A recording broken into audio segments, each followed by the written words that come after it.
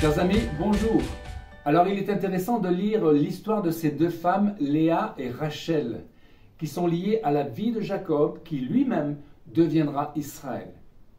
Léa et Rachel donneront naissance aux 12 tribus d'Israël et possèdent un rôle clé dans le plan divin pour la bénédiction de toute l'humanité. En fait, Rachel et Léa, prophétiquement, nous parlent d'Israël et de l'Église. Pour comprendre cela, lisons deux passages concernant Jacob à qui Dieu va se révéler. Tout d'abord au travers d'un songe avec l'échelle sur laquelle montent et descendent des anges. Genèse 28, 14. Je suis l'Éternel, le Dieu d'Abraham, ton père, et le Dieu d'Isaac. La terre sur laquelle tu es couché, je la donnerai à toi et à ta postérité. Ta postérité sera comme la poussière de la terre. Tu t'étendras à l'Occident et à l'Orient, au septentrion et au midi. Et toutes les familles de la terre seront bénies en toi et en ta postérité. Dieu confirme la parole qu'il avait prononcée sur Abraham concernant une bénédiction pour l'humanité. L'autre parole est donnée plus tard, lorsque le patriarche revient en Israël avec tous ses enfants. C'est là où Dieu transforme son nom en Israël. Lisons Genèse 35, verset 9. Dieu apparut encore à Jacob après son retour de Padam-Aram, et il le bénit. Dieu lui dit, « Ton nom est Jacob, tu ne seras plus appelé Jacob, mais ton nom sera Israël. » Et il lui donna le nom d'Israël. Dieu lui dit, « Je suis le Dieu Tout-Puissant, sois fécond et multiplie.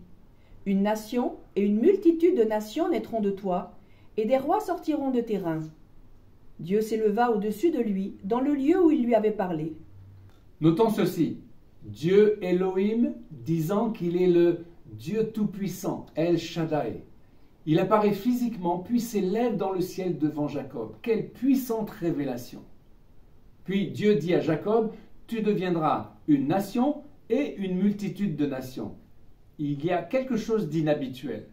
Nous croyons que la nation Goï évoque Israël, tandis que la multitude des nations, Keal Goïm en hébreu, évoque l'Église, qu'on pourrait traduire l'Assemblée des Nations.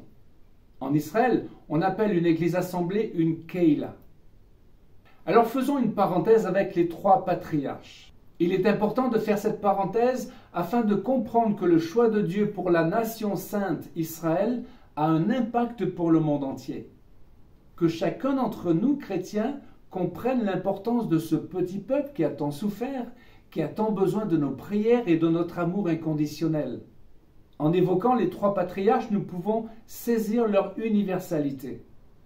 Abraham est vraiment le père de la foi. Il est celui qui a offert son propre fils, Isaac, par obéissance. Il est dit également qu'Isaac a librement accepté d'être attaché sur le bois de l'autel. Sa confiance et son obéissance en son père étaient complètes. Enfin, Jacob, avec ses 12 fils, est celui qui va démultiplier les possibilités de la bénédiction en faveur de l'humanité. Les amis, ne peut-on pas voir dans cette description une certaine image de Dieu 3 fois saint? Le Père, de qui part la bénédiction pour le monde et qui a offert son propre Fils. Le Fils qui illustre dans sa chair celui qui va accepter de mourir sur le bois de la croix, scellant la bénédiction.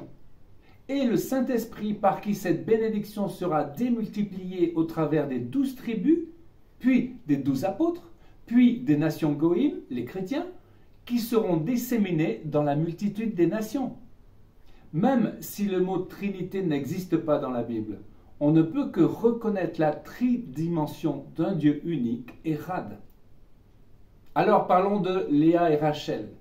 L'histoire de ces deux femmes est très singulière.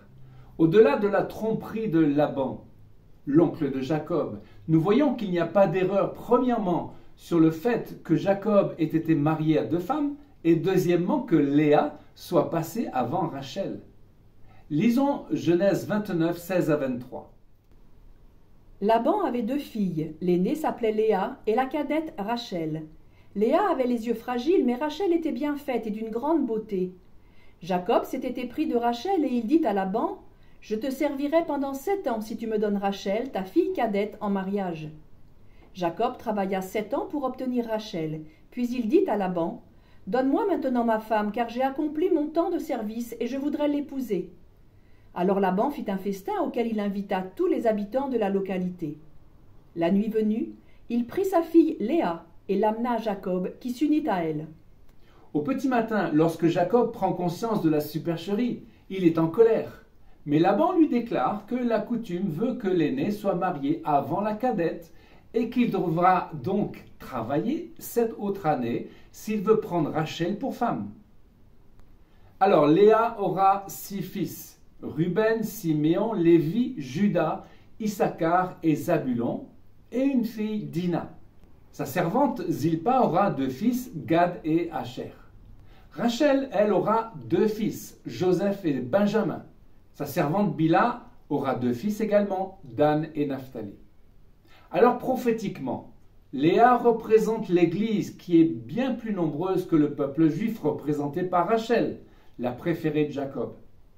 Elle passe avant Rachel, car la gloire de Jacob Israël viendra seulement après le temps de l'Église.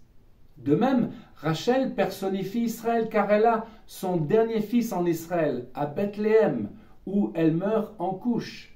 C'est là où elle est enterrée. Benjamin a aussi pour nom Ben-Oni, fils de ma douleur, donné par Rachel. Cela parle des souffrances que vivra Israël, comme il y a également les souffrances du Messie. Mais en même temps, son nom demeure en hébreu Benyamin, fils de main droite.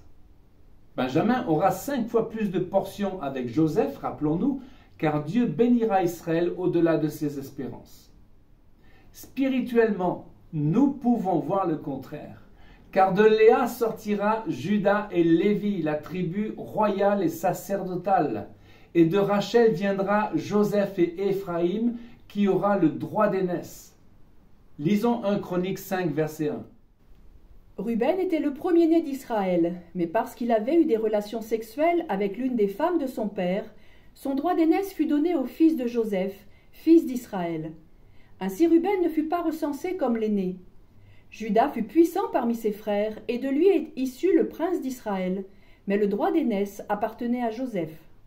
Selon Genèse 48, 19, nous voyons que c'est Éphraïm, qui signifie fécond, qui obtiendra ce droit d'aînesse, car d'Éphraïm sortira une multitude de nations. Cela correspond à l'Église, Ecclésia ou Keila, qui sera implantée dans les nations.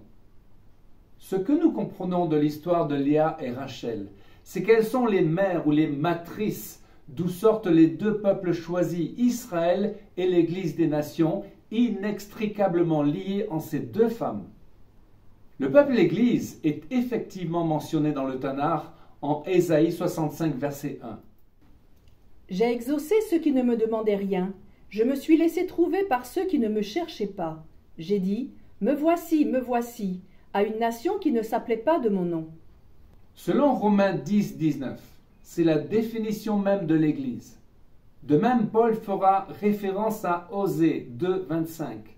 J'appellerai bien-aimée celle qui n'était pas la bien-aimée.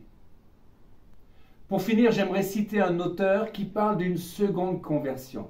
Et pour approfondir cette pensée, qu'Israël et l'Église sont inextricablement liés, je veux parler d'un théologien catholique autrichien, Johannes Fichtenbauer, qui est issu d'un passé nazi, qui est devenu chrétien et qui a eu la puissante révélation de l'amour du peuple juif. Ce fut au cours d'une marche de repentance en 1995 qui avait été une marche de la mort pour 250 000 juifs et qui passait par le camp de concentration de Mauthausen. Ce furent les coups de chauffard régulièrement sonnés durant la marche, dont le son perçant traversait son corps des pieds à la tête, qui amenèrent Johannes à tomber à genoux et à pleurer de toutes ses larmes. Lisons ce passage. Il y a 2 formes de christianisme, l'une qui essaie d'accomplir sa mission divine sans Israël, et l'autre, pour le moment bien plus petite, mais qui se développe dans la puissance de l'esprit, et qui est profondément enracinée en ses origines juives et ouverte au maintien de l'unité de la relation avec le peuple juif. C'est pourquoi je parle d'une seconde conversion. Je crois que chaque chrétien devrait passer par elle. Il est nécessaire que cette transformation ait lieu. Je crois qu'il est bon de méditer ces paroles, car la venue du Messie d'Israël est proche. Amen. Chers amis, à une prochaine fois pour une nouvelle vidéo en direct de Jérusalem.